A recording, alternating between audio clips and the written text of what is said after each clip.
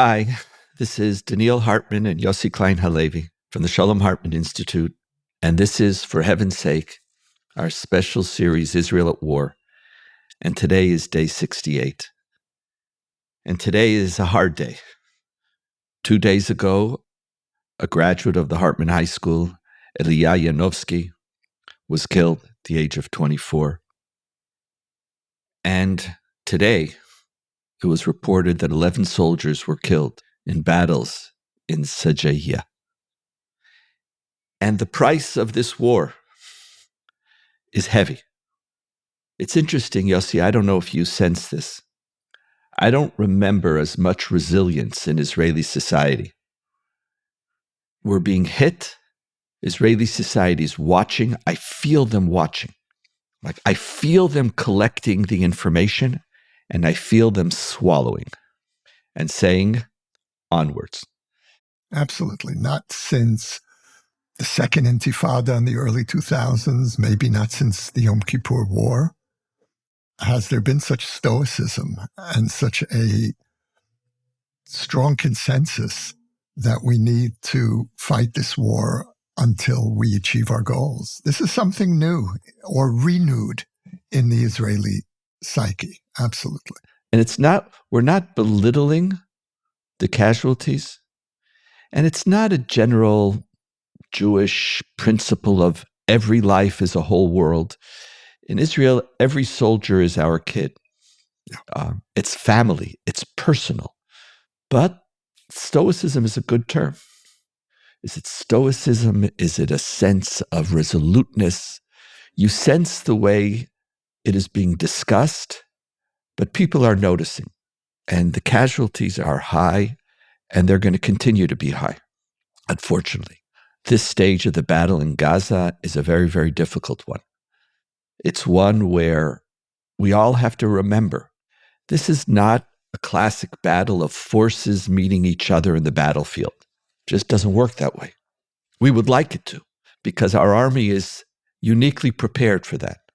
But to go into a densely populated area where the strategy of our enemy is not to show up and to meet us, because then they will lose. It's for us to come, and then with booby-trapped buildings and with ambushes, and that's what happened in Sajaiya. Both happened.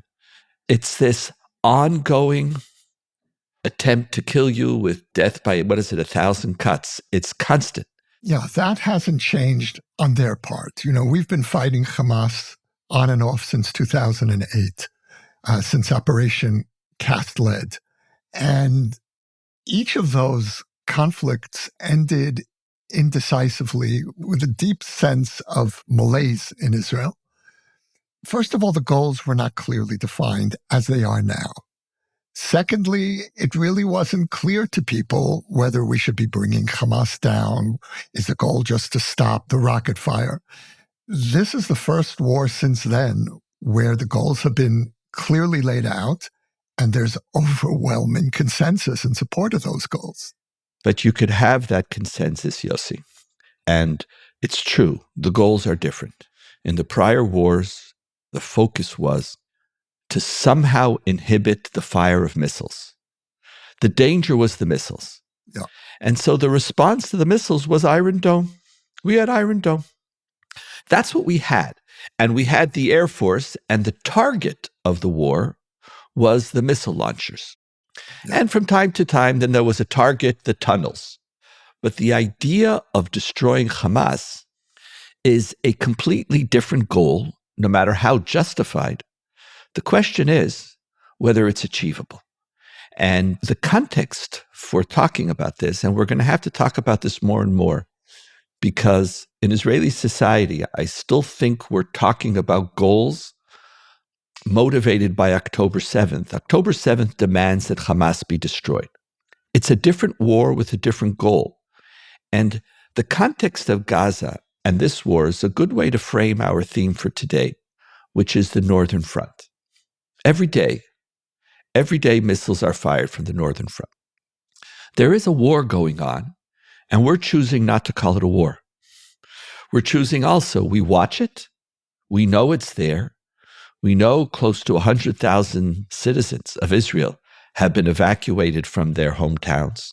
Kiryat Shmona and Shlomi and all the kibbutzim, they're empty. And a larger size force is poised there, ready. The Air Force is bombing. And there's this ongoing battle. And there's a battle or a struggle or a question in Israeli society what we should do. See, everybody knows that Hezbollah is just as untenable as Hamas is. Even more so, Donniel, even more so. Even more so. And the issue, let me just finish framing and then I want you to come in. And the issue is, again, not the missiles. Our citizens have left their kibbutzim and towns because of a fear of another October 7th. It's not a missile, how do we deal with the missile? It's how do we deal with a murderous group of people who will not refrain from sending 50 groups of 30 or 50 all across to enter into various towns to slaughter people. The same danger is there with greater means, maybe with a little more to lose, that we hope, but that whole equation is also being questioned. So the issue of the Northern Front is just sort of, it's bubbling, and I feel it's bubbling higher and higher. Gallant said we should have attacked already. There's discussion of should we go in, should we not go in? We have to talk about the Northern Front. What do you feel when you talk about the Northern Front? You know, Lebanon has a very specific place in the Israeli imagination. It's the place of our failure. It's the one place where we lost a war. And it was a war that was supposed to be over in the summer of 1982, and it didn't end till the hasty Israeli withdrawal under the cover of night in the year 2000. So Lebanon sits on us. Lebanon is the place where we fought to uproot the PLO, and we received Hezbollah in its place. We've been dealing with the Lebanon border with missiles, Katyushas in those days, since the 1970s. And so Lebanon is a place that Israelis have not wanted to touch, to think about. And we had the brief war with Hezbollah in 2006, another inconclusive war. And we turned a blind eye while Hezbollah was rearming to an astonishing extent. Hezbollah today has something like 150,000 missiles and rockets. Many of those missiles are precision guided. They can hit anywhere in the state of Israel. And we know what the next war is going to look like. Just in terms of the home front, this will be the worst conflict that the Israeli home front has experienced since 1948. No place will be safe in Israel. Now there's a war, and if you're not directly at the front, you can live a reasonably normal life. And that's really the truth about how Israelis have been experiencing this so far. The moment we go to war with Hezbollah, normal life decisively ends in Israel, and we go into the shelters for the duration. So would you be willing, Yossi, to unilaterally start a war with Hezbollah in light of October 7th? Yes. Whether now or whether in a couple of months, do you think this is something that we... Absolutely. If this war ends, even if we defeat Hamas, if Hezbollah is sitting on the northern border, we will not have achieved our goals. I was in favor of leaving Gaza after October 7th, leaving it aside, and launching a preemptive strike on Hezbollah. Now, Hezbollah, Hamas, Syria, the Houthis, Iran, this is one united front. And the perception abroad is that this is a conflict between Israel and Hamas, or Israel and the Palestinians. But we experience this as a regional conflict. And by focusing on Hamas alone, we are not doing justice to the full dimensions of the threat that we're facing. And look, you know, the army and the government considered a preemptive strike against Hezbollah immediately after October 7th. and for whatever reason decide, and we can all understand why the decision was made to bring down Hamas, but I think it was short-sighted. And if you look at what's happening on the northern border every day, they're testing and pushing, and we know the way these things begin. We don't know how they end. The possibility of a deterioration is constant. And I have to tell you, Donniel, that as painful as it is to say this, I think we have no choice but to fight on a second front. Yossi, I completely concur with your analysis and motivation, but I couldn't disagree more. I want to say something to our audience, and you know I don't do pessimism, but my optimism is never disconnected from reality. I'm not naive. I look at reality and I ask, how in the midst of that reality do I build life and move forward? I want to say something that I feel very deeply. Doesn't mean I'm right. I don't think we could defeat Hezbollah. I think the lesson of the first and second war in Lebanon is that as powerful as Israel is, there are limits to our power. I'm not even sure we could defeat Hamas, but that's for another day. And I think part of what we're learning, maybe if we had 3 years and a self-propelled economy with the United Nations veto in our pocket, we could do it. We could use our oil reserves, and that we don't have to produce, we don't have to trade, we don't have to go to work. The nature of these wars is very, very different. I don't want to go into detailed military analysis, which is beyond my pay grade, but it doesn't stop me from having an opinion. But it doesn't, it's like you don't have to be a genius. You watch and you see. They don't fight the way we want them to fight. And even with all the experience that we have, the experience that we have has shown us that we can prevail. They're going to constantly disappear and bleed you to death. That's what they do. So what did we do in 2006? We created such infrastructure damage in Lebanon to create some form of deterrence that the Lebanese would have a high degree of anger against Hezbollah, that they shouldn't just go on some, adventure. But look at Hamas. Hamas knew that they weren't going to destroy Israel on October 7th, and they declare very openly, we are going to try to do a massacre of October 7th again and again and again. And what are the consequences to the civilians? They don't care. They don't care. To their own civilians. To their own civilians. They don't care. So they don't care. So part of it, Yossi, I would ask you, and here, let's talk about this. We know we can't win. And when you're mentioning regional conflict, we can't engage in a regional conflict against Hezbollah, Hamas, Iran, the Houthis alone. And I don't see anybody in the world standing up. And at what time, Yossi, do we get up and recognize that there are limits to our power? And where do we make a distinction between what we deserve and what we can have? And we deserve that Hezbollah should disappear. We deserve that Hamas should be destroyed. We deserve that our citizens should be safe. I deserve it. I don't want to mourn any more graduates of Hartman. I don't want to mourn my friends' kids and my friends. I don't want to.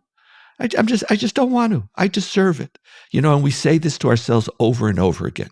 And we get very moved by it. And it's true. If Hezbollah and Hamas would put down its arms, there would be peace. But we don't get that. So I'm wondering whether we have to begin to talk about goals, achievable goals. Where does reality, not need, factor into your statement? Because you know as well as I do. I was in Lebanon. We remember the Second War. In many ways, the Second War in Lebanon was even more telling. We moved masses of forces in. And at the end, Hezbollah disappeared. They come out to kill us, and 10 soldiers a day is a number that Israel can't sustain. And that's what we had. And they could take and kill 10 soldiers a day forever, wherever they're hiding. They're not going to meet us, and we march by, and the minute we rest or the minute we go near a building, the roadside bomb, we know it. A huge America experienced this in Afghanistan. How many wars will it take till we know that conventional armies, no matter how much they train, have a profound difficulty fighting non-conventional, disproportionate wars. And I don't say that we have another solution, but I would talk about war very differently, Yossi. I think we have a different question that we need to ask ourselves, which is how much of our power are we prepared to unleash? Because in all of our asymmetrical wars, we pulled our punches. Understandably, we didn't use the full force at our disposal. If you're using Lebanon 2006, I think that's a classic example. We used really very little, even of our air power. The army has been saying now for the last few years, trying to prepare the Israeli public for what they felt was an inevitable conflict in the north, that when, not if, but when we go to war again with Hezbollah, we will give the residents of southern Lebanon 24 hours to leave, not 3 weeks, as it played out in Gaza, 24 hours, and then we will move all of our force against Hezbollah. Now, if we don't think we can win, we should not have gone into Gaza. I think we can win. I think the army is fighting in ways that surprise many of us. The quality of the strategy, to say nothing of the morale, is something we haven't seen in a long time here. Now, it's true, we're fighting a new round of this long asymmetrical war, but this is different. This is because, again, this is the first time that we have set as our goal, first, the destruction of Hamas. And if we go to war against Hezbollah, the goal will be the destruction of Hezbollah. Is it possible? Yossi, is it possible? I have to believe that it is. Yossi, I hear you, and I don't want to get into a factual debate because they're never meaningful. And, everybody, we know this. Everybody has the facts that mirror their opinions. I think Israel is using all of its power in Gaza. I don't think Israel's holding back anything. I think in 2006, Israel didn't hold back anything. It wiped out, I don't know what percentage of the infrastructure of Lebanon. I'm being reminded of, on October 7th, but not just October 7th, on today, December 13th. By the way, I just looked at the calendar. December 13th, 1971 was the day that my family made Aliyah. So in the middle of Hanukkah. Happy anniversary. Happy anniversary. 50, no regrets? What is it? No regrets, Donniel? Nah. I couldn't imagine a life anywhere near as meaningful and as important and as also joyful with all said and done. Israel's a glorious place to live. But part of it is having to deal with levels of difficulty and trauma, which aren't a part of American or Canadian Jewish life. And yet, part of this moment, I think, in appreciating being an Israeli, is there's nowhere I would rather be right now than here. It would be unbearable for me not to be here. It's unbearable to be here too. but to be anywhere else for a prolonged period, I would find it excruciating. Excruciating. I very often, when I meet Jews from North America, as paradoxical as it is, those who are great lovers of Israel have a more difficult time. I think so. They're distanced. They don't know what to do. But despite that, I think part of what, I just noticed that this is my 52nd anniversary of my Aliyah, that despite it all, I feel that the way we have to live is we need to accept reality and come up with plans in light of that reality, and not to try to redefine reality to fit our will. I don't think in the long run that's possible. And I think the Northern Front is in many ways the test case. The language, Yossi, and I'm saying you didn't use it because you didn't say it lightly, but you hear generals or people say, yes, let's take out Hezbollah. I love /hate. Take out Hezbollah. Mm-hmm. Yes, just take them out. Even your statement, we'll give you 24 hours. You think you could on your own decide how many hours you're giving somebody? You think on your own you're going to say, and then you're going to start bombing and there aren't going to be consequences. But whatever it is, there are limits. Okay, Israel Donniel. is about Okay. survival, but we recognize the limits of our power. Okay. And maybe, and I know I know, I'm letting you, just give me one more second, because I'm getting to say that's what we have to live with. No one promises you a rose garden. Israel is not the Garden of Eden. It's certainly not the land of milk and honey. It isn't. It's our home. For better or for worse, it's our home. But in that home, danger is an inherent part of what we have to live with. It's impossible. And so we develop systems of denial. But I would rather have systems of denial than systems of military fantasy. And you didn't say it, but this flippant, let's wipe out Hezbollah as if we haven't been there, as if we don't know that Hezbollah is the largest non-governmental army in the world, that they fight non-conventional, they force you into an asymmetrical war in which their ability to suffer casualties is tenfold yours, and they never show up unless it is to ambush you. We have learned a lot, and the world has learned a lot, and I know it's hard. And in America or Canada, you have to deal with dangers that are 10, 12,000 miles away. We have to deal with this on our doorstep. And that's our cross to bear. And that's it. And in the midst of that, we will thrive with periodical catastrophes. But I don't know if we have more than that. I'm afraid of the greater catastrophe of forgetting the limitations of what our power is, no matter how immense it is. So to use a loaded word, the context has changed. And the context today, first of all, in our war with Gaza, October 7th changed the terms of the conflict. That's why the goal was presented differently by the army this time, and why the public, virtually wall to wall, from left to right, embraced the goal of bringing down Hamas. You don't hear people saying, can we do it? We have to do it. We have to do it because October 7th created an imperative that didn't exist before. Now imagine, Donniel, if we go to war with Hezbollah and they unleash what the army estimates will be 4,000 or 5,000 rockets and missiles against the home front a day, devastating large parts of Israel. But the Iron Dome is adequate to deal with the threat from Hamas. It is pathetically inadequate to deal with the threat from Hezbollah, which means that our home front is going to risk devastation. How will that change the context? How will that change the way we view not whether we can, but whether we have a choice? In other words, whether we can or not is an open question, including, and you're right, including in Gaza. But what I sense the answer of the Israeli public is now and will be in Lebanon is we're not going to allow ourselves to ask that question whether we can, because we must. Let me clarify. If and when Hezbollah launches 5,000 missiles, of course we have to attack. And when that happens, all hell breaks loose, and our Air Force begins to bomb in amounts that are almost immeasurable.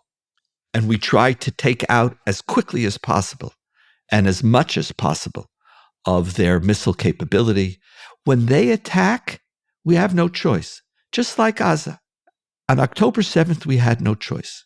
There is a difference, however, between fighting a war after you're attacked. It's easier to wait, to wait for that, than to do a preemptive one under the notion that you could just take care of things. If and when Hezbollah attacks, we have to respond. Now, we are pretending that they haven't yet attacked.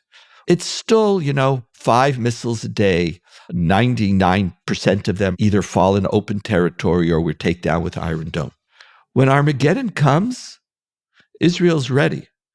But I think when we do that, there's a difference between responding at that day and the military force and means at your disposal, and the context of a world being involved as well, and us deciding to do it on our own. And so when we talk about the Northern Front, I have no problem fighting a war of en brera, of no choice. When we somehow forget the limitations of our power and declare that now, right now, because Hezbollah has the capability of attacking us, this is now the day, what was it, June what, before the 6-day war. This is a legitimate preemptive act.